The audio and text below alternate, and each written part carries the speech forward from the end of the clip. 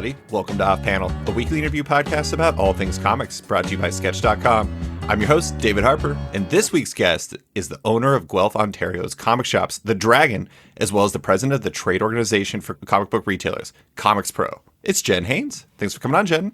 Hey, thanks for having me. So we're recording this midday your time on Monday the 11th. This is a crazy week for you. How you feeling? It's surreal, I gotta tell you.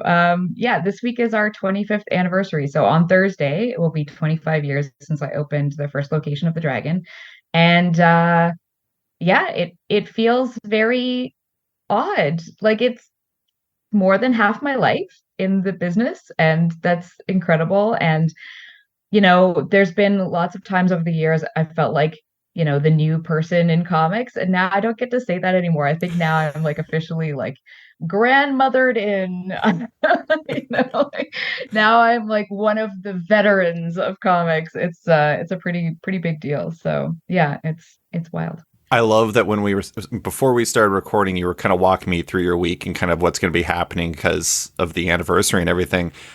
It's pretty wild that the mayor is like stopping in. Like that really shows how your shop is an institution. It's just like the mayor has to put it on his duties that is like, okay, this place is celebrating 25 years. You need to swing by. This place is a big deal for Guelph. That's pretty crazy.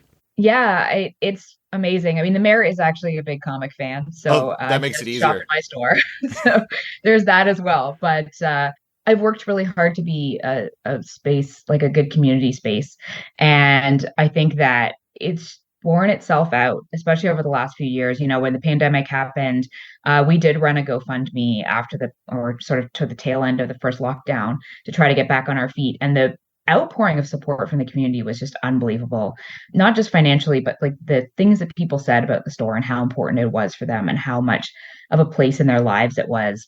It's reflected too in like, you know, winning local Reader's Choice Awards, but also we received an Anchor Tenant Award for a downtown business that's been open for 20 years.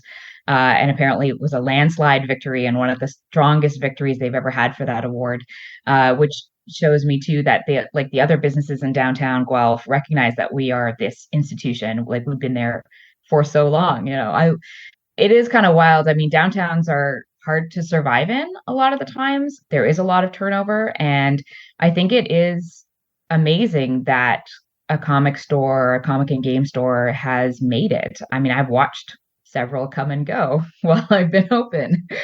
You know, I am really, really stubborn and persistent, and so that's a big part of the reason why it's still open. I'm really not willing to go down without a fight, but I also really I understand how important it is, and I understand how much of a place it can be for whole families to come and shop. And I think that's the thing that's made it last, is that embracing of the generational aspect of comics and games, and providing a place that gives something to multiple generations within a family. And that, I think, you know, the community has really responded to that and has really sort of fed into what we are doing and has loved it and nurtured it along with us. So, I mean, I was one of those prototypical kids who was sitting on the ground reading X-Men comics when I was a little kid in my comic shop. And a lot of people frown upon that. But I think part of the reason why I love my shop as much as I do is because they were understanding and welcoming to somebody that was doing that. Like, I don't know if I would still be a comic fan if my shop wasn't so encouraging. And I imagine that's the same for you, is when you provide an environment where not just your Wednesday warriors pop in to like get their comics and scurry off and go read them and everything like that, but also like the families and the kids and everything like that, give them a space where they feel comfortable. That's how you don't just have customers today, but tomorrow as well. Yeah, I mean, we have a reading corner in our kids section, so kids can like sit down and read, and also coloring pages. So that kind of like also frees up their parents to walk around and look at things. But we also give comics away to every kid who comes into the store every single day. So we use like free comic book day and Halloween Comic Fest books, but then also like overstock that we have lying around. Like I'll sometimes buy specifically in order to have books to give away. And then we do free comic book day and Halloween Comic Fest, but we also do a program at the end of every school year, which gives out comics for every E in students' learning skills. So in Ontario, on the report card, they not only get letter grades or numerical grades, but also they're marked on their learning skills. So things like working with others, working independently, taking initiative, communicating. And so for each of the E's or excellent on their learning skills, they get a free comic when they bring in their report card. That's So awesome. it's really important to me that kids have access to comics. Like the price point of comics has become a little bit more luxury than it was ever supposed to be. And I think it's really key that if we're going to grow this industry, if we're going to have the comics industry not die off, we need to be fostering a younger generation of readers, and you need to get them, passionate about the medium and interested in acquiring it some more. And once you put the comics in their hands, that's when they start realizing how cool they are and how beautiful and how they want to be part of that culture. I love it. I did want to bring up one other thing, though. You talked about how you were locally esteemed and how there's a lot of respect amongst like downtown Guelph businesses. But looking at the lineup of Guelph Comics Jam, which is an event that celebrates the anniversary of the Dragon, and also is just a free Comic Con, it's kind of crazy looking at that lineup. I mean, some of them they're notable creators, but they're also notable Canadian creators, so you kind of expect it, like Jeff Lemire and Emily Carroll, the unbelievable Emily Carroll. Everyone read A Guest in the House. I've been trying to get Emily Carroll to come to this for 5 years. Like this is, I am so excited that she's finally coming. I am like over the moon about it. I was like, okay, I'm just gonna ask for the last time, would you please come to my event? And she said yes, and I like lost my mind. That's amazing. I'm so excited. Also Ryan North, but you also have like people traveling for it. I mean, like Matthew Rosenberg and Tyler Boss are coming from New York. You got Matt Bors that's coming. There's more. I really think that speaks to the respect that you've developed over 25 years, like in a broader sense, because I mean, that's a bit of it. I mean, it's not a huge trip, but at the same time, it's like people are traveling for this because they know it's a big deal. And I don't know. I just think that Guelph Comic Jam seems really cool, and I'm glad that you're doing it. So good job by you, Jenn. Thank you. Yeah, honestly, over the years, I have just befriended so many creators, so many amazing people. And sometimes you just have to ask and hope that they also think that you're pretty cool and want to come and support what you've been doing for 25 years. So yeah, I'm super honored to have all these people joining us on Saturday. Like it's really an incredible lineup, and I hope that we get lots of people out because I think it's going to be it's going to be a unique opportunity. For one, it's free, and also like it's not going to be the crowds of say like a fan expo or something. So they'll have more access to the creators than they would ordinarily. And so yeah, I think it's going to be good. I imagine you'll have some traveling comic fans from surrounding areas. I would hope so. Yeah, they should. They I should heard travel. Emily Carroll's going to be there. Yeah, I know. I know. I don't think she does appearances like at all. Certainly not many. I just did a podcast with her. I similarly to you, I'd wanted to have her on the podcast for a long time, and I think it was the first interview she'd done since like 2019. And so, good job by both of us. We're in the Emily Carroll business, which is a good business to be in. But yes. So you've been going for 25 years. It's your 25th anniversary on Thursday, correct? Yes. Okay. Well, Thursday, which is actually before, or yeah, this comes after the anniversary hits. But I wanted to talk about your 25th year a bit in specific, because as you well know, 25 years in comics means that you've seen some ups, you've seen some downs, you've seen a little bit of everything. I'm curious as to how the year is going so far for the Dragon. Like, what are you seeing in your two stores? So this year has definitely been a bit of a surprise, which is a weird thing to say after 25 years. Like there is definitely a pattern to the year in terms of sales that I've gotten very comfortable with, especially at the Guelph store. I'm in a university town. I know that my worst months are going to be traditionally like February and May. And May, because it's the month after students leave town, and it's also the month before high school students get out from school. So, and like kids leave school for the summer. We get a lot of parents coming in June to buy gifts, like congratulatory gifts for their kids and stuff like that for completing the school year. But May is this like kind of dark month, except for Free Comic Book Day, which is a great boost. But this year, weirdly, January through May were all flat. It was like all the same sales January through May. And it was so weird because I've never encountered that before. And it kind of freaked me out a little bit. Did it make you feel like you were doing your numbers wrong in some way? Yeah, it was like they were so close to each other too. It was very, very strange. So I'm really used to like January being pretty high, February being really low, March and April being, sort of a reasonable amount. May taking a dip, and then June starts like a steady growth towards the end of the year, and every month kind of increases from there.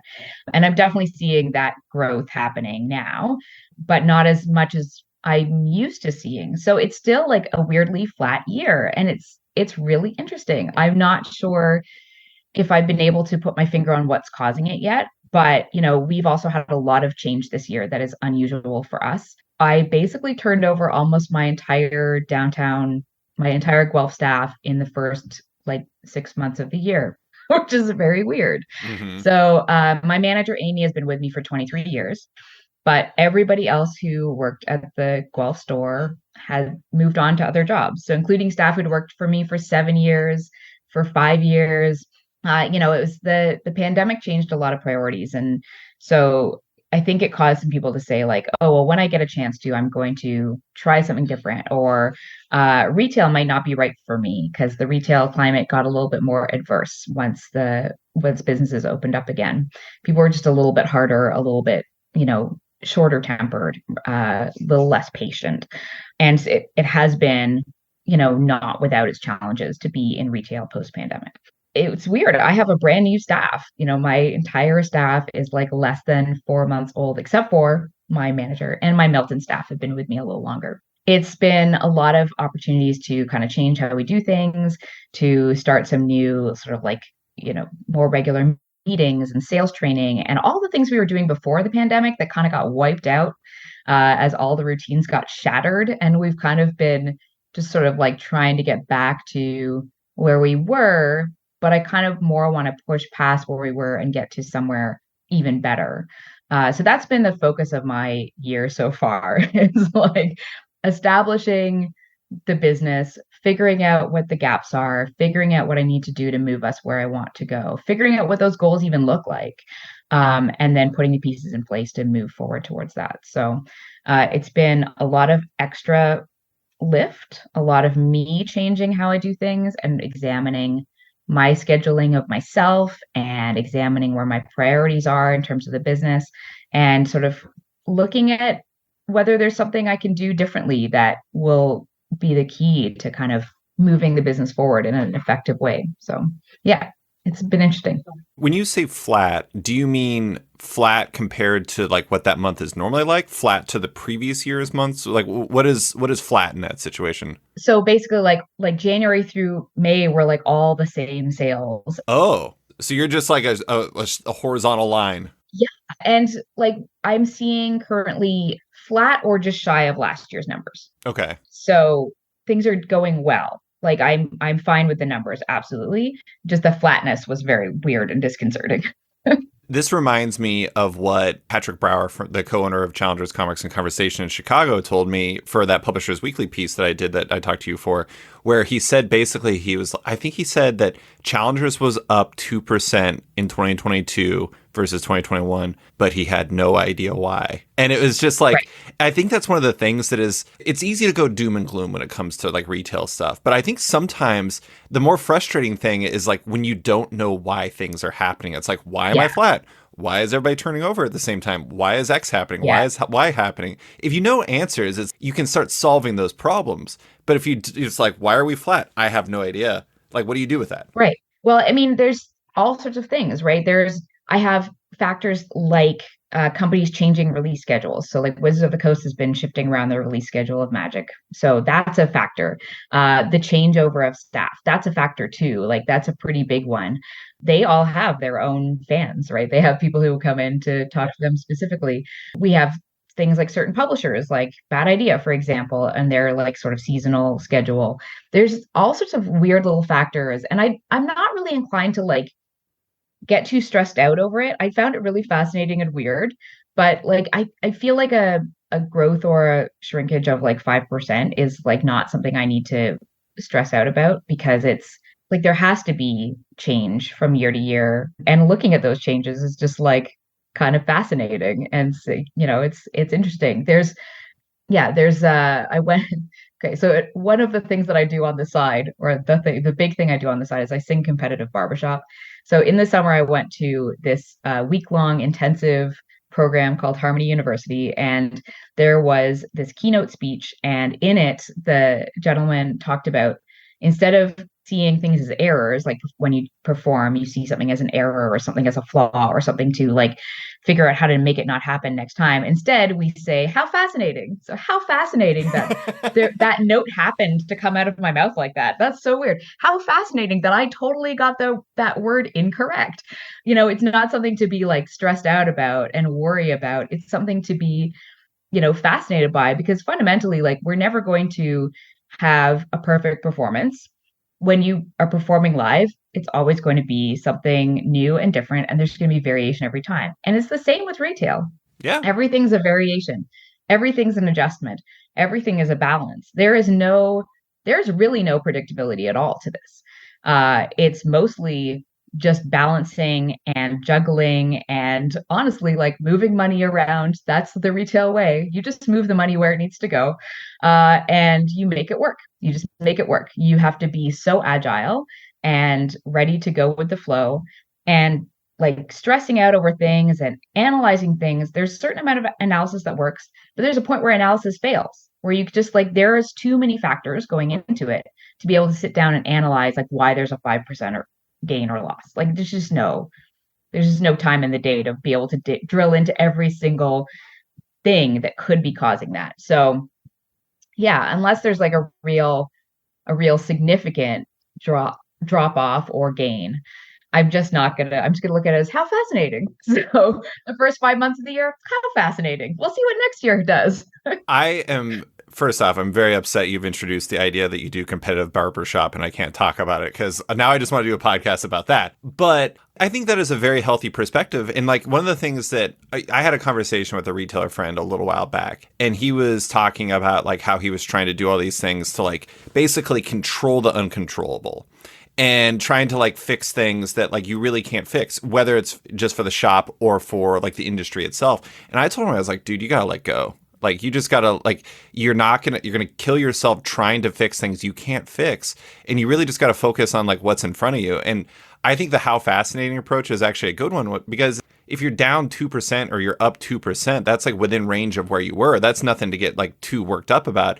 If there's like systemic issues you want to look about, sure, but at the same time, a lot of this stuff, it's just like constantly getting mired in like the things that seem like a big deal right now is not necessarily like the healthiest perspective. But I did want to ask specifically about your two shops, though. You said you're flat. Are you seeing that in both shops? Because that would be even weirder. Are they both like equally flat? The Guelph store is the one that I'm seeing the most like flatness at, and that's the one I have the most data on. So that one's the one that's been open for 25 years. The Milton store has been open for 5 years, and it's still in growth and development, or had been in growth and development. This year, I've actually seen a decline that is significant enough that I need to invest in more advertising. So I do have a clear thing where I'm like, well, that decline's a bit too much. I'm going to see what I can do to bolster that. So I'm going to be analyzing my avenues, and resuming some advertising I was doing before that was successful, and starting up some new advertising. I just need to bring more bodies in and more awareness that we're there.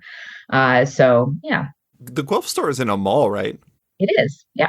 Do you think that I don't know. It's interesting because like I know some other shops that are in malls, and it seems like that can really change the clientele. Like whether that means more families coming in because they happen to be shopping at other places, or just kind of you get this incidental foot traffic when somebody stops by to like go get product X, Y, or Z at some other store. Do you feel like that has a significant difference on what like the customers you can expect to get in there versus your other shop, which seems like it's much more seasonal based off of students and everything like that? Yeah, so the mall situation is a bit of a different one. So it's not a traditional mall, it's a bit of a boutique mall. So we're kind of the anchor tenant. There's Oh, there's a pharmacy in there, and a dollar store, and us are kind of like the key tenants. And then there's like a coffee shop and some like appointment only places, and like a barber shop. Like it's very boutique. So we don't get a lot of crossover traffic necessarily. There's a lot of pros and cons to being in there. If I was on the street, I might actually have more visibility, especially post pandemic. That mall became a lot more, foot traffic went down quite significantly post pandemic. I think a lot to do with the vendors that were in the mall. So vendors changing out, setting more limited hours, like coming back from the pandemic with more limited hours, or even just being appointment only. So, and we also had a lot of doctors' offices upstairs, and a lot of those have moved out. So it used to be that we could like really count on this clientele of like people taking their kids to the doctor. And you go to the comic store before or after to like, alleviate the stress of going to the doctor. So that doesn't happen quite as often anymore, unfortunately. So we like the traffic has been down in the mall, and I definitely have had moments of thinking like, well, maybe I should go out on the street. But the thing is, like, the mall has been so good to me. And people know we're there. And I'll tell you, like, I could literally move my store, and this has happened across the hall, and I would lose customers because they can't find me anymore. I did that at my downtown store. When I had my South End store in Guelph, I moved it, which closed last year. I moved it 2 doors down from where it was, and people couldn't find us. Oh yeah. I'm like, please just look to the left. Please just turn around. I don't understand. It's wild. So moving out of the mall onto the street, I know I would lose customers. And given the fact that the mall treats us so well and people know we're there, and I do get some crossover still, that's the place for me to be for now. So yeah. My shop was in the same location for like 25 years or so. And then they moved like literally 30 seconds down the street on the same street. And I remember somebody be like, "Did Bosco's go out of business?" And I was like, "No, they're like there." And they're like, Yeah. "Oh my God, I had no idea." And I'm like, "It is literally just like right down." But that's what happens. Literally across the mall in the hall, across the hall in the mall. Like It's a crazy. mystery. I It's a just couldn't mystery. believe it. Yeah. It's not that big a mall. So there has been a lot of focus on the challenges the direct market has seen, but I want to ask, I want to talk about the other side. I know it's a flat year, but I'm sure that there are things that have stood out so far this year. Like, what's working for your team at the Dragon, particularly on the comic side? Are there any positive trends, titles that seem to be working, creators, etc., that seem to be standing out so far this year? I mean, I, I have to say, and I mean, I can we can talk about my bias on this, but the Devil's Cut has sold phenomenally well for me. Um, and so, like, to disclose, the co-founder of Distillery is my partner, but it still sold far better than I expected. And I know like my staff are pushing it, obviously, and I brought in a lot. Well, and you had a display set up, right? Yeah, it's sold so much better than anything else has ever sold at that like price point and size, except maybe like Batman Damned. So that's been amazing. And I think it is at the Comics Pro meeting, we have Krista McLean from Bookscan. She comes in and does a presentation every year, and it's an amazing presentation. And one of the things she talked about was that the trend they're seeing in books right now, and it's the same in comics, is that publishers are going to known properties and they're doing what they know will sell. So, Boom doing another Berserker series, or, like picking the thing that they know is a surefire thing and then going to that and publishing that. And we're seeing that across the board. We're seeing all the publishers mining things they know will sell. Marvel is big on mining nostalgia right now. They have a ton of books that are coming out that are specifically nostalgia targets to try to get people's excitement up. But she said in her presentation, if someone were to come along right now and do something wildly different and start up something new and have brand new content, that would be a huge hit in the market. And I think that has totally been borne out by Distillery's success. So yeah, that has been a really nice it's been a really great hit for us, and I'm really happy about it because I really brought in a lot of copies. Well, I do think it's interesting that I don't think that's just a book or comics trend. I mean, that's like an everything trend. Like you look at Yeah. movies, it's like for Yep. a while everything was superheroes and everything was this or that. And I mean, obviously one of these things is based off of like a incredibly popular toy series, but it's like when you look at something like Barbenheimer, the reason why Barbie and Yeah. Oppenheimer to some degree were so interesting is because they were also so different than kind of what we'd been getting for the last while. Yeah. And so Yeah. it's Absolutely. not like, yeah, Chip Mosher and David Steinberger Distillery were like counter programming in any way, or maybe they were. I don't really know what their intent was with that. But providing a different flavor with names you already know rather than ideas you already know, I do think Yep. can make a difference, especially when you position it. And that's the other thing too, is like you can go deeper on that when you have returnability. Yeah. Oh, for sure. For sure. I think returnability is a bit of a weird one. I mean, it should move the needle, and in this case, it did absolutely move the needle on sales. But I've talked to a lot of publishers who have expressed concerns that returnability actually does not increase sales. the thing that it does, though, is it gives retailers a sense of safety.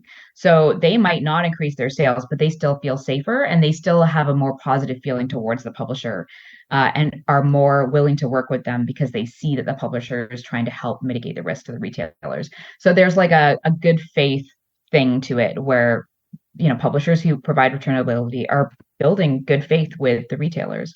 And so I do think it's still valuable, even if it doesn't do quite what it was supposed to do, which is increase sales. And now, a quick word from one of our sponsors. Do you wish that buying and reading digital comics was even easier? Well, I have good news. Omnibus is here for you. Omnibus is a modern digital comic book store and reader app carrying your favorite single issues, volumes, and omnibuses, all day and date. They're pay per book, just like your LCS, but digital, so you're already used to the experience. Their focus is on building an excellent customer shopping and reading experience and using novel discovery features to help fans find their next new favorite book. They feature top-tier content and already have many of the top publishers in comics today on board. Want to find the right digital comic shop for you? Download Omnibus today on the Apple App Store to do just that. And now, back to the show. Yeah, I mean, like, the tricky thing is like, even if you ordered, let's say you're a shop that orders like 15 copies of Comic X, and then a new volume of that starts, you're not going to order 100 of it because that would still be irrational and it would be a bad move for everyone. But you might go up to 20. And like, if everyone went from 15 to 20, that's going to make not a giant difference, but a meaningful difference in aggregate. And I don't know. I mean, I do think I've talked to a lot of shops. A lot of shops really want returnability. And I've talked to a lot of creators, and a lot of creators are like, oh, I don't know about that. It's trying to find a balance with all this stuff. But is there anything else that stood out? I mean, Devil's Cut is a good pick. It was an exciting release, but I'm interested. Like, I know previously a lot of like graphic novels seem to have been doing well for you. Has that carried on into 2023? Definitely. There are certain books have come out this year that have done incredibly for us. Ducks by Kate Beaton still continues to like be a monster seller for us. Squire and Knight, which is a new kids book by Scott Chandler, that has dominated our sales this year since it came out. And like New Dog Man, obviously, that's always going to be a surefire hit. I think, we see a lot of big sales more in like kids books and like non superhero graphic novels. I think the genre that is like the most floundering right now for graphic novels is superhero books. We're only seeing sales now in nostalgia. So we're only really seeing epic collections and like the top 10 to 20 books that are like the known books from the big publishers. Those are the ones that we see turn, the guaranteed sellers. Like Killing Joke ended up on our top 100 bestsellers last year. Like, how is that even possible? I'm just surprised it's not the top 10. It's wild. So it continues to just be a perennial seller. So the perennial sellers are continuing, and we're just seeing such like lack of interest from the public in collected editions of newer material. And the thing that I've learned over time is that I think a lot of shops think that their single issue buyers are also their trade paperback buyers, but they're generally two separate audiences. So your single issue buyers are buying your single issues. They're not going to turn around and buy the collected edition unless it's like really like substantially important. It's a whole different clientele that's coming in to buy a collected edition. And so I think it's really important to note that people are not coming in to buy collected editions of superheroes. There's like the general public is not walking in to buy what like the new volume of X-Men. What they're going to come in and buy is they're going to buy like, the Phoenix Saga. They're going to buy like the books that we go to and say, these are the important key books for this character, because they're probably coming in to start reading comics, or they've tried something and they want to try something else, and they're expanding their knowledge, but they're going to go through all of those perennial bestsellers before they get to anything new. So that's kind of, I've really reduced my ordering of sort of like trade paperbacks essentially, and focused more on the older collections, the things that are like the go-to books that we would go to for new customers walking in off the street. Those evergreens are powerful. I mean, there's a reason why, like, when you look at the book scan list every year, if DC and Marvel have anything on the list, it's always going to be an evergreen book. And it's not going to be like, no slander to Green Arrow Volume 10 volume one, whatever. I don't know. Anyways, you're just not going to see those books on Yeah, there. The interesting thing is like X-Men's an interesting one. So they had like the Jonathan Hickman era, the Krakoa era. I didn't buy any of the trades, but I own the hardcover for House of X and Powers of 10. And I think that's because that's one of those books that's going to kind of stick with me forever. And it's yeah, like you'll own those books when they have that substantial impact, that lasting yes, impact that you remember, that really resonates.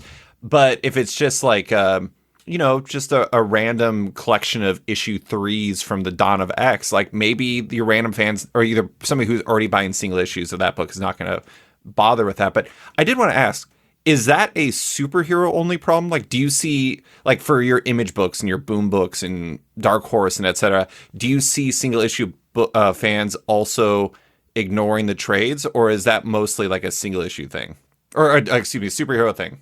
yeah. No, generally, yes. Generally, if a customer is buying something in single issues, they're not buying the exact same thing in a trade. They're gonna sometimes they do mixes, so they'll buy some things in single issues and then other things in trade. And a lot of the times with a company like Image or Boom, we get people who suddenly discover that Image and Boom exist, and then they're like, okay, well, what else do they publish? Because I really like the vibe of this company. And so then we direct them to say again, like older things. And again, though, we're going for evergreens. We're gonna start at our top picks in those areas. So yeah, I mean, every store has their books that they promote and sell and hand sell, and those are the books that end up on their bestsellers. And that's just how definitely how it works. It's amazing because the store's personality will really, really drive its sales. That being said, I have discovered that my favorite books don't sell at all. If I love a book, I don't order deep on it because I'm like, nope, it's not going to work out. I don't even know if you would dare like say an example of that because it might seem mean spirited. But is there something you can say where you're just like, I love this, but I love it enough to know that I can't order it? The Lodger by David Lapham. Oh, okay, yeah, sure. It's such a brilliant book, but I know already, like I know my core David Lapham customers. I know exactly how many copies I can sell. I would love to order a ton of it and just be like, have everyone buy it, but I know Yeah. know, so yeah. That see, it's good. That's the 25 years of knowledge. You know yourself and you know your market enough to know that there's a separation between your interest and their interest to some degree. But Yeah. I did want to ask about single issues in particular because before we started recording, you said you're selling your back issues off, like you're moving on from back issues. I know a big part of that is space. Like space is like the underrated conversation in comics retail because if you don't have space, I mean, space is a huge consideration. What are you seeing from single issues in general right now? I've heard from shops that it's been a little bit tougher on that side. Like, is that something you're experiencing, or is it just mostly back issues is moving on because of space? Yeah, I mean, I think it is tougher right now. And again, it's about that like publishers retreading the same path. So people are just not as into, like, they're just not as excited, right? And it's the excitement that drives more sales. When they find a project that they're like, oh, this is so cool, and then makes them want to see what else could be out there. But when there isn't that excitement, it kind of like things get a little flat. With the back issues, though, I mean, over the years, I just came to learn that it just wasn't something that worked for us, especially older ones. Like, there's just not enough. There's not enough people in Guelph, essentially, to support the older back issues. And to do them right, you have to go really deep and you have to be constantly buying. And that is a skill set and that is a time suck. And that is a lot of stuff going on that I just was not interested in doing because I knew I could already see I couldn't get the return. I've tried it a few times, it just didn't work for me. But generally, like I feel like right now I'm feeling like back issues are the like bane of comic shops, honestly. Like they are this like overwhelming sea of paper that you're constantly getting buried under and you have to try to get out. And so now my goal is to look for ways to put those books back into the market once they come off our new release shelf after they've been on the shelf for a few months in a way that is productive. So one of the ways is our Comics for Excellence program. So anything that's like a teen book will go into the bins for that for kids to take. We do like donations throughout the year, but we started doing dollar back issues. So a lot of these books are just going to turn into dollar books. If I have enough quantity of something, I just give it away on Free Comic Book Day. But I just don't, once they've left the shelf, once their life on the shelf is done, their life is done. Like I don't think that back issues have the same like excitement around them too right now. And I'm sure there are lots of stores who have great back issue sections, and that is like a thing that they do, and they're known for it, and people go to them. And that's the thing, like it's a destination business to do back issues, I think. But in the pandemic, we had a lot of people who got into back issues as a way to basically like play the stock market, buy low, sell high, try to find the gems, try to find those key books before the store owner knows that they're key and marks them up, and then they can go and sell them and make some profit, or they can like CGC them. The problem is that there were so many people buying into this mindset that it drove up the price of a ton of books that actually didn't have lasting value. Mm-hmm.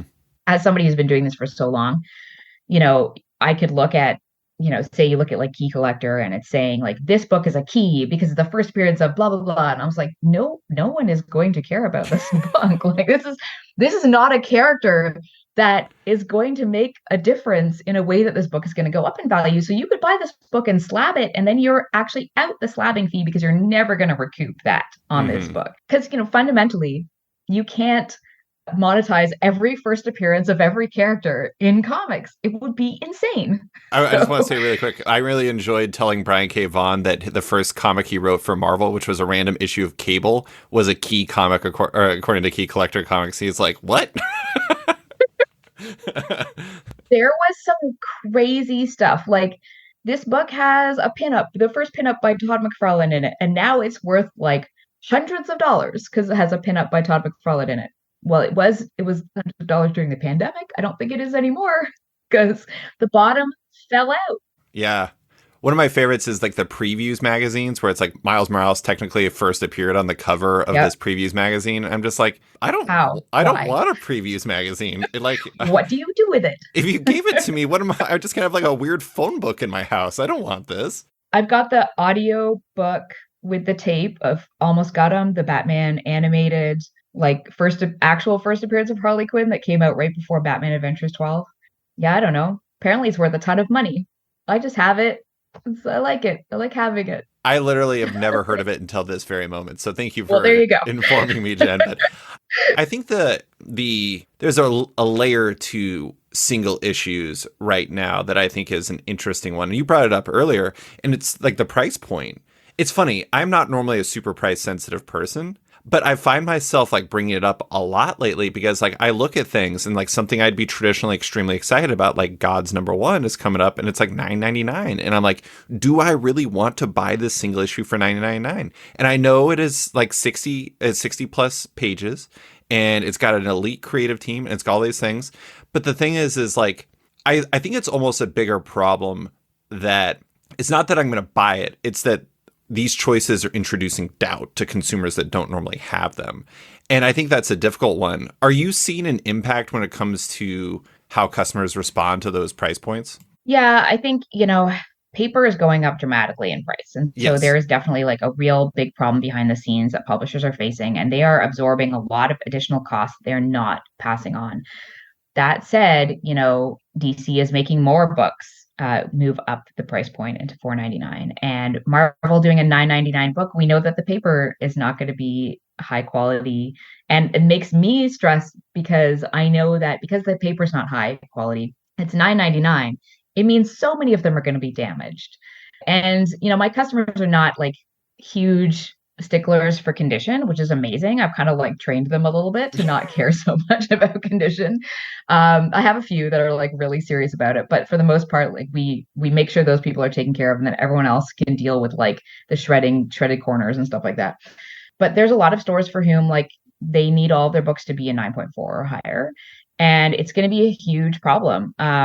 The Marvel paper stock issue continues to be a very long running problem. And it's not like now they're going to improve their paper stock because paper is so much more money now. Yeah. So that is really stressful. I think when a consumer looks at a product like that, not only are they saying, oh, I'm paying $9.99 or $13.50 in Canada, but also like it doesn't feel like that.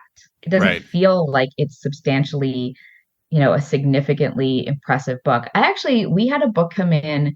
I'm not going to say what it was or who printed it, but a customer came in and was like, I saw this comic on my invoice and I have no idea why my invoice was so high. And so we showed them the book, and it was just a 22-page comic. And for some reason, it was $7.99. Yeah. And it wasn't printed any more prestigiously than a regular comic. And it was like, I was just like, please don't buy that comic. Like, I can't justify you buying the comic. And he's like, okay, because I really don't want to buy it. It's too much money. I was like, absolutely. I stand behind that 100%. It's really weird. I don't know what happened there. I do have to have a conversation with a publisher about that because yeah, I have questions. It's funny, not to compliment Chip and David again, but, and don't tell Chip I said this, the thing about the Devil's Cut that I really like is when you pick that up, I'm one of those, I'm like a 39-year-old person who still reads magazines, and like magazines Yeah. now are expensive as hell.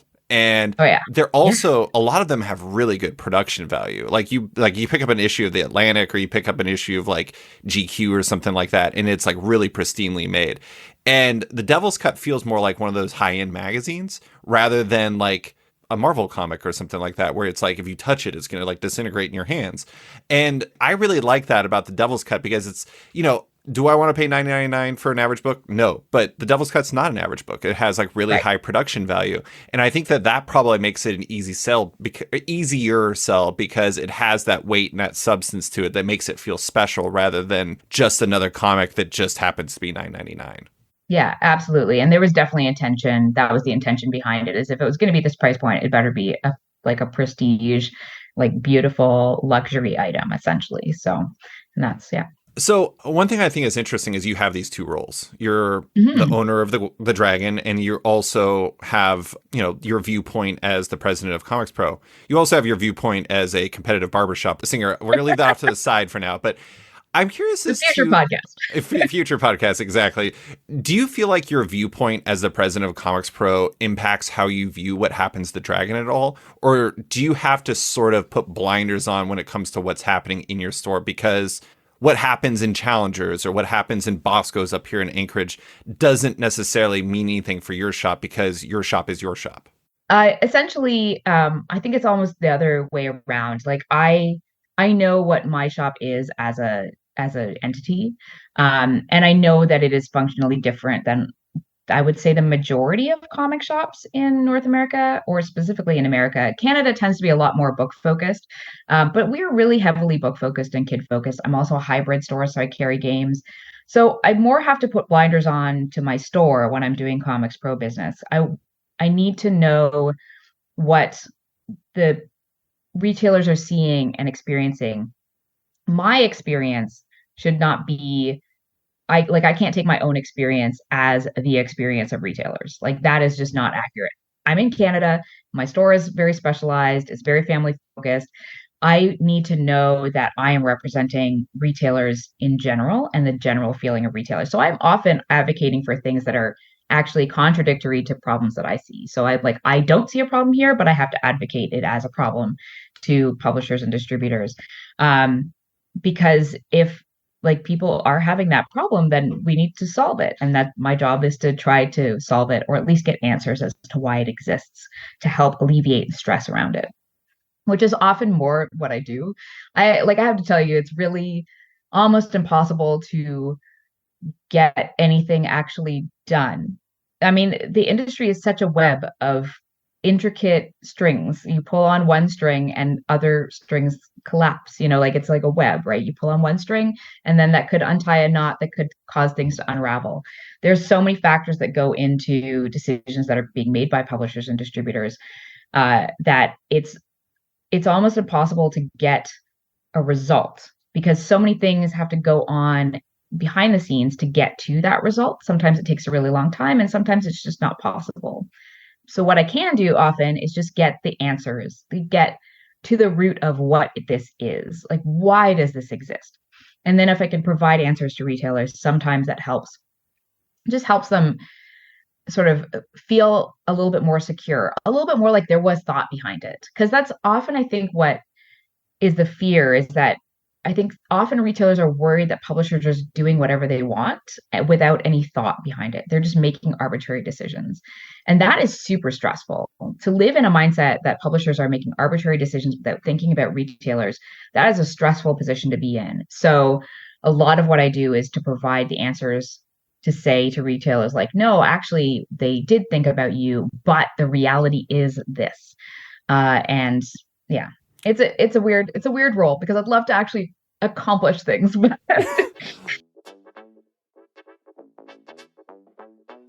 And now, a quick word from one of our sponsors. School is back in session, and so are the amazing campaigns running on Zoop. Right now, you can support the We Belong anthology from Stack Deck Press, August Purgatory Book 1 from Benjamin Morse, Pork Chop Robot Killer from Tony Gregori, as well as the latest from Paul Allore and Juan Romero, Barber Psychic. Upcoming campaigns include a new Dracula book from the direct lineage of Bram Stoker, and crowdfunding for the first time ever, the legendary Howard Chaykin. It takes less than 30 seconds to sign up for Zoop, and the e-commerce style checkout is easy and intuitive.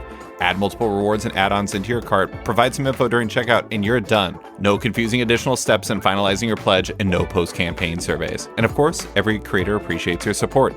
For creators looking to crowdfund your project, Zoop is currently open for submissions. Email them at hello@wearezoop.com to start a campaign. And now, back to the show. Well, I mean, part of your job, part of ComicsPRO's job as a whole is you need to advocate for retailers to publishers and distributors and everyone else, but you also need to inform the retailers in your organization that this is what's happening and this is why it's happening. Case in point, price points. Not everyone knows what's going on with paper stock. Not everyone knows what's going on with the cost there. And so communicating that some of this stuff is just outside their control is important. I will say, everyone is guilty of this.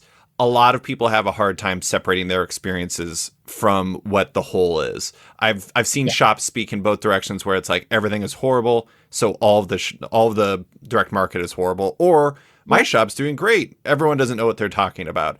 And I don't know if either of those perspectives are a healthy one, because you do not represent everyone, whether it's you, Jenn Haines, or you, any other retailer that's out there.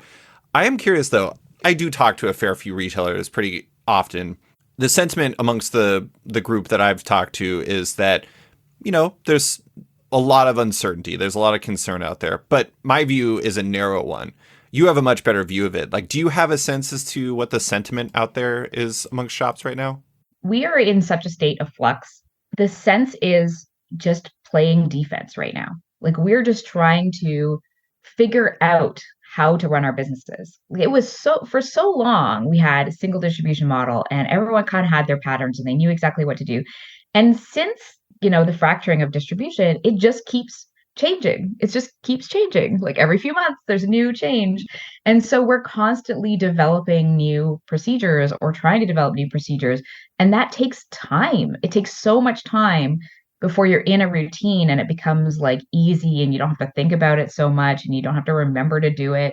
But we're constantly being delivered new things that we have to do. So we're constantly being slowed down over and over to try to get to a point where we're back to that flow. And so everything just feels hard. Our costs are going up. So that's hard too. So we have rising costs. The amount of time it takes to do everything is so much higher and people are just getting burnt out. That's really what it boils down to. So many store owners are I don't know how much longer I can do this. We're also battling a big data issue as well because of fracturing of distribution. So anyone using a point of sale system is dealing with so many more errors being built in or having to learn new things or having to figure out where the information is coming from and how do we use it effectively. I'm in Canada, so I get my DC and now my image from Universal, whereas most people get them from Lunar. Universal still does not have a automated CSV file. So I write my own CSV file every week so I can import my comics. And that is just really frustrating. So when, one of the big things that ComicsPRO has been working on is a data project where we are trying to establish a consistent data stream. So we want all of the data in comics to have a consistency in its layout. What fields are being used, what order those fields are in, and we want everyone to implement it, all the publishers and distributors. And we have been meeting with all the publishers pretty much and distributors since February, working on this data project. And, this has a few amazing potential results. One is to have point of sale systems actually work properly, which is great. Whoa, Jenn, come on. And another is once we have this in place, it will allow us to be able to create programs that will pull data to create sell-in data sales charts. So sell-in sales charts. So that's how many books are sold to stores to resell. And then down the road, the wonderful dream that we have, hopefully in a few years, is to be able to have a portal that will allow retailers to put in numbers that will allow us to see sell-through data. Because this is To a customers. huge piece of information. Yeah. So what do stores sell to their customers actually? This is a huge piece of information that we have never had. The book industry has it. And so we've been working with book industry partners as well to get some perspective and understand how they've been doing it. The big stumbling block on that is that retailers are not very trusting, and they get really concerned that their data can be used against them, which is makes me sad because we should be working together as a community more. Can I ask a quick question about that? Yeah. What could their data be used against them for? So there's a fear that if their competitors got that data, that they would then be able to know that that store is maybe in a position of weakness or strength. More they fear the weakness, and then they would advertise into their area or even open another store in their area and try to steal their customers. It's a legitimate fear that many, many retailers have expressed. Sure. So I know that we're never going to get everyone with this project. We're never going to get all the stores to buy into providing sell-through data. But if we get enough, like say we got 50%, and that's probably too high as well, because I don't even think 50% of stores have a point of sale system. But let's say we got like 30% of stores to deliver their sell-through data. I'm pretty sure we would have the top accounts in the world in there because they all have to have point of sales because they can't handle their stock otherwise. So I think we would have a pretty good idea of what that sell-through looks like. And the thing that we really need to know to be able to move the conversation forward from a gray area to actual facts is what happens with variant covers. What is the actual situation with variants where there's like a 1 in 100 variant? How many stores are buying 100 copies just to get the variant and then sitting on those 100 copies? And is that a sustainable business model from a paper perspective? So from an environmental impact, is it sustainable for the industry? Like, sure, it does help publishers grow because they get the 100 copy sale out of that. And that's obviously why they still provide variant covers that are ratio related. But is it actually healthy? Is it actually sustainable? And we can't have that conversation until we have actual data that says, well, actually, this percentage of books is just sitting and not actually selling. Providing ratio variance does not actually improve the industry. It just provides high-end variance for online sellers and provides a little bit more money for publishers. So there are conversations that we need to have and things we need to address. And we need the sell-through data. But the publishers desperately need sell-in data, especially DC and Marvel, who have corporate overlords who need to see bottom line to justify their existence. They need to say, oh, well, yes, you are selling. This is where our books rank in the scheme of all the books in the industry. And that's information that both DC and Marvel are really, really need. So like both DC and Marvel are working with us on this project. It's pretty amazing. I think it's one of the few times that they've worked together on something. So it's really wonderful. Normally it's DC versus Marvel, especially in the 90s. Yeah. But so is the idea that the sales charts, whether it's sell in or sell through, is like the carrot for the metadata project? Yeah, definitely. That's definitely part of it. From the retailer perspective, like our frustration at not being able to have consistent information is very high. And so that's the purpose for the project. But yeah, the carrot is definitely those sales charts for sure. It was mentioned recently on Bleeding Cool that there was a confusion about why we would need to do an actual like metadata project that we're doing it this way, to like create the tables first before we get the sales charts. But the thing is that because there's fractured distribution, there has to be a way for people to put numbers in where it's not being seen by other people because there's like this inherent lack of trust. Yeah. So the numbers have to go in blind. So without a system that can pull that data in a way that where the data fields are all consistent, the data fields have to be consistent to be able to pull data. Mm-hmm. So we have to get the data consistent first, and then we'll be able to do something that will just pull the data. I say this with respect to whoever wrote that article for Bleeding Cool, but whoever said that has never seen numbers or data exported from a point of sale system before because holy crap, it is a nightmare. I looked through an Excel document from a retailer friend once, and I was just like, how do you do this? I'm like a pretty adept data person, and I was just like, this is a nightmare. Yeah. I don't know. I mean, I think it's interesting because I think like the from a sex appeal standpoint, being able to say that like this comic outsold this one is really cool, and like, you know, it guides customers, and that's a good thing. But the other thing about it is if you actually had sell through data, that provides, in the way that you're talking about with like the gated variance, it provides like kind of market research in a way that we've literally never had it. Yep. Yeah, like we have no idea actually how much the industry sells. We don't even know how many comic stores there are. Like, think about that. It's a We have mystery. no idea. So we're ballparking all over the place with this. It's wild. We can make like speculation, we can make educated guesses based on certain, like, say, leaked documents from 3 years ago. But you know, there's stuff that we just don't know. We have zero clue about. And like I said, I know we're never going to get to a point where we have everybody's buy-in, because that would require point of sale software from everybody, and it's just not going to happen. But I think we can do pretty well. I think we can get enough that it would be valuable, and obviously, like the publishers and distributors believe that as well, because they really are coming like very strongly to the table with and providing like information and working together and talking about stuff that I don't think they've ever talked about before. It's very cool. I mean, right now there's the ICV2 reports that come from Comic Hub that's like for, I think, like 125 of a significantly higher number of shops. So it's coming from one point of sale system.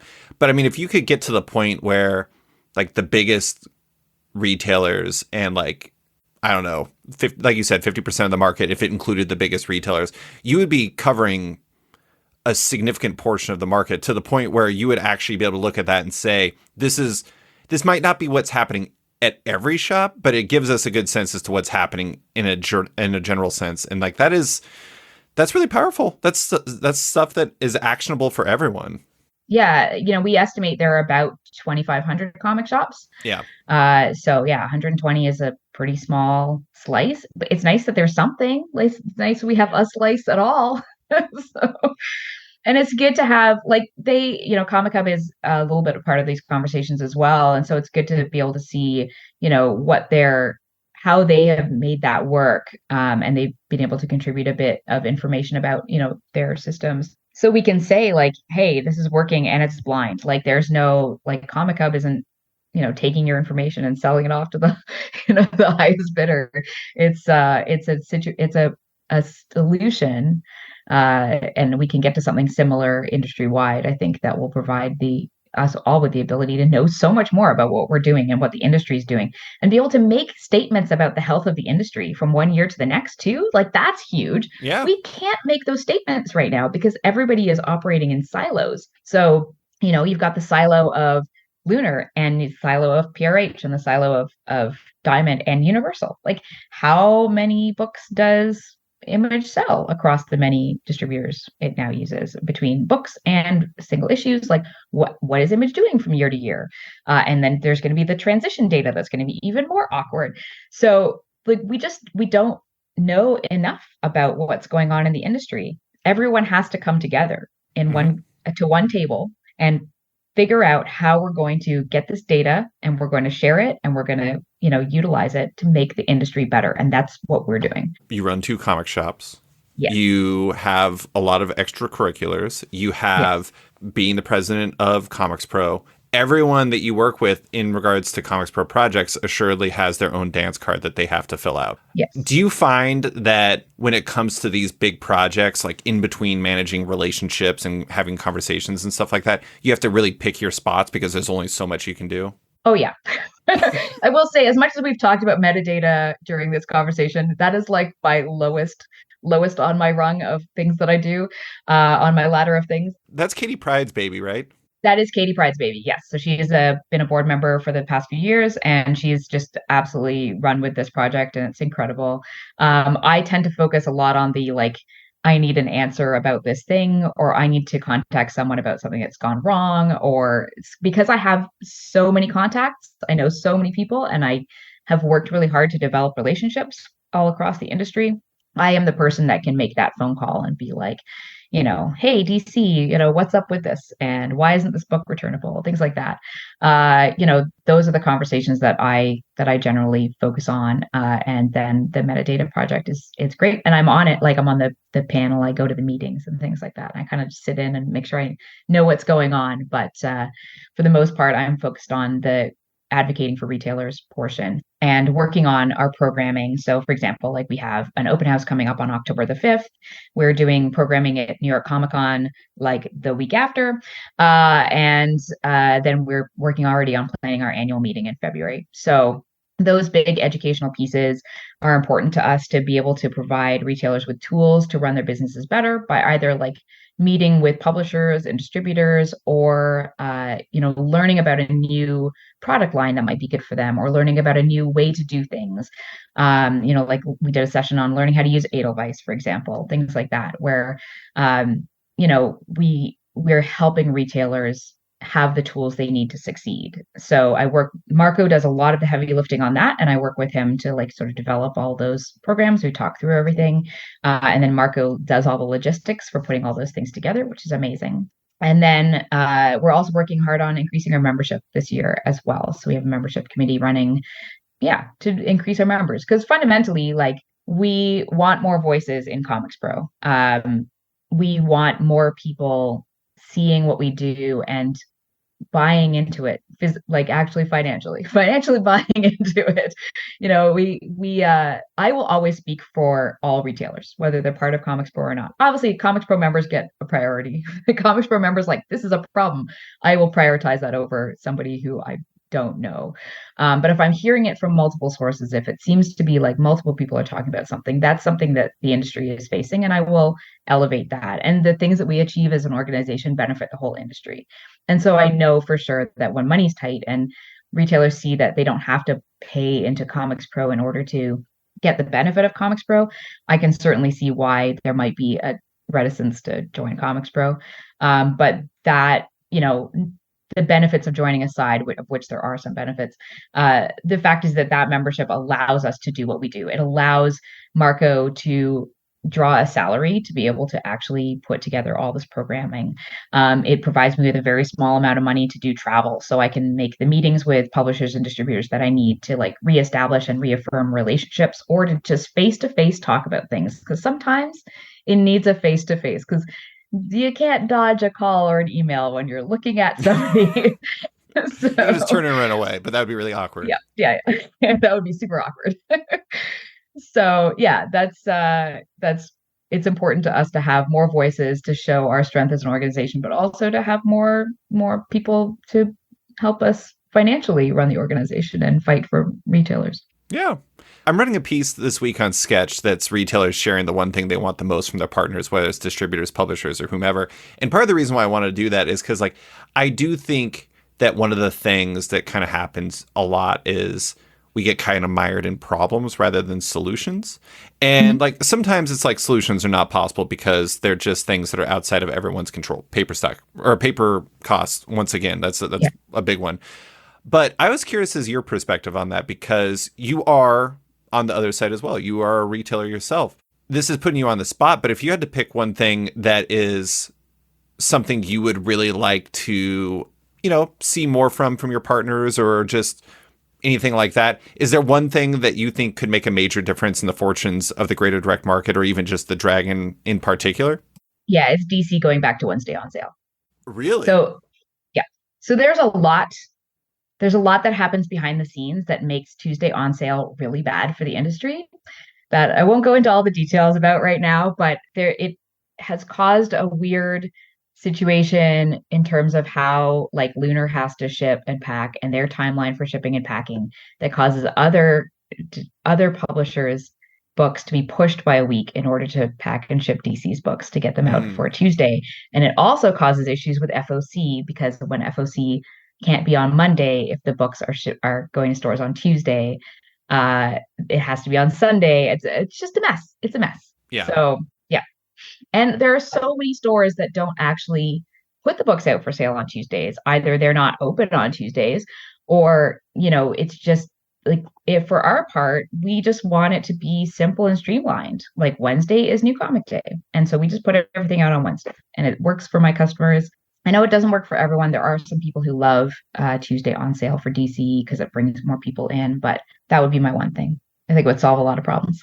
I mean, that makes sense, because one of the things I hear from shops that's really frustrating is once upon a time, like there were, 7 days in a week, and you knew that Tuesday would be when you got books in, and Wednesday would be when you put them on sale. And then like there would be FOC on one day for everybody. And like every other day was the days that you could kind of manage the shop and have time to do stuff.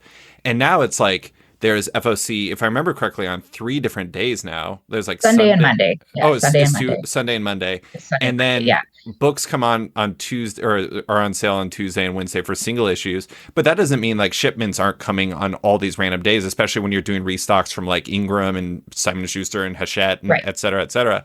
And so it's gotten to a point where the management stuff isn't just like a 2 or 3 days a week type thing. Now it's like a 7-day a week type thing. Yeah. And how do you manage that on top of running a shop? Yeah. Well, and I want to stress too, this is not a like Lunar has decided to do this. This is what they have to do in order to logistically make it work. And it is DC's responsibility to change it. So I just wanted to make that clear, because I realized the way I said it, it sounded maybe like there was like some something that Lunar could do about that, but it's not. It's all on DC. So I've had many conversations. We're working hard on it, and we'll see. TBD. So to close, I wanted to end with where I usually do with retailers. Owning a comic shop, we've been talking about this whole time. Owning a comic shop is a tough business. It's one that brings a lot of stress and long hours, but retailers typically love what they do, even if it stresses them out. And you've been doing this for 25 years. This is a big anniversary for you. I don't think if you hated it, you probably would not still be doing it. What is something that keeps you excited about running the Dragon and being a comic retailer for as long as you've done it? Is there one thing that really gets you excited about your job? I mean, I'm going to answer that in 2 ways. So one, the best thing about this job is that it has a million jobs inside it. So there are so many different things that I do every day. It could never make me bored. There is not a single day that looks like any other day. Every day is different. Sometimes it's fighting fires, and sometimes it's just like doing paperwork, but every day is different. And so there's like a really cool challenge to that. And what I mentioned earlier about being agile, that is like the number one skill for a retailer is agility, the ability to be ready to move, to be ready to change, to be ready to do something different at a moment's notice, because you never know what is going to happen every day. So that I love that. That's like definitely one of the main reasons why I'm still doing this job. If it had bored me at some point, I probably would have stopped doing it. But that challenge of every day is really cool. But also, like, I think it's the families and watching kids grow up in my store and then like have their own kids, because I have been open that long. Yeah. I have kids who have their own kids, which is so weird. But yeah, seeing kids grow up and like, having customers show me like pictures of their kids, like, oh, so and so is now off joining the army. And I'm like, what? How is that possible? He's like 2. But, it's incredible. It's like it's such a community, and it's such a like home for so many people. And that just makes me feel like there's so much value to what I do. And that's a big driving factor, is like feeling that sense of worth as a business, that it means something to people. So, yeah. I think comic shops as a whole mean something to a whole lot of people, but I think what you do means a lot to all the retailers out there. But that is all I have for you. Thank you so much for coming on to talk about everything you do at ComicsPRO, everything at the Dragon, the Guelph Comics Jam, and everything else. I appreciate you taking the time. Thank you so much. Thanks for listening to this week's episode of Off Panel with retailer Jenn Haines. You can find her in Guelph, Ontario's The Dragon Comic Shops. Big thanks to Deanna Chapman for stepping in to edit this podcast. If it sounds better than usual, it's thanks to her. Love Off Panel, want to support it? Subscribe to the podcast on Apple Podcasts today and give the show a rating or review while you're at it, but 5 stars only. You can also support the show by backing on Patreon. Find the show at patreon.com/offpanel. And when you back it on there, you get early access to each week's podcast, as well as weekly content and more. Want even more? Subscribe to my subscription comic site Sketched at sketch.com for long-form articles, interviews, and the rest of the site's content.